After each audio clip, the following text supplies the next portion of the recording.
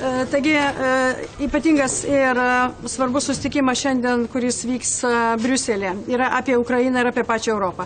Pačią Europai pagaliau reikia suprasti, kad tai, ką daro dabar Rusija, tai yra po karinių antrojo pasaulinio karo žemėlapio mėginimas perrašyti žemėlapį ir sienas. Taigi, pirma yra Ukraina, vėliau bus Moldova, o galų gale gali ateiti ir iki Baltijos šalių su Lenkija.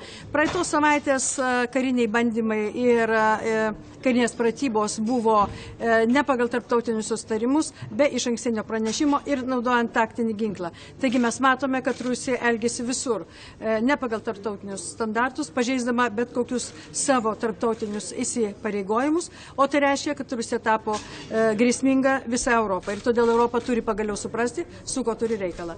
O šiandien kalbame apie tai, ką mes patys galvojame apie save ir apie mūsų saugumą, Europos saugumą ir apie tai, kaip galima šiandien padėti Ukrainai. O šiandien Ukrainai pirmiausia galima padėti ir politinių palaikymų, ir finansinę pagalbą. Todėl labai tikiuosi, kad sugebėsime patvirtinti tą paketą, kuris jau yra paruoštas, apie 11 milijardų Ukrainai padėti tiek tiesiogiai finansiškai, tiek per paskolas. Taigi, šiandien turime suprasti visi Europos vadovai, kad pirmiausia turime neleisti, kad Europos žemėlapis būtų perbraižomas vėl iš naujo, taip kaip įvyko antrojo pasaulinio karo metu. Ačiū.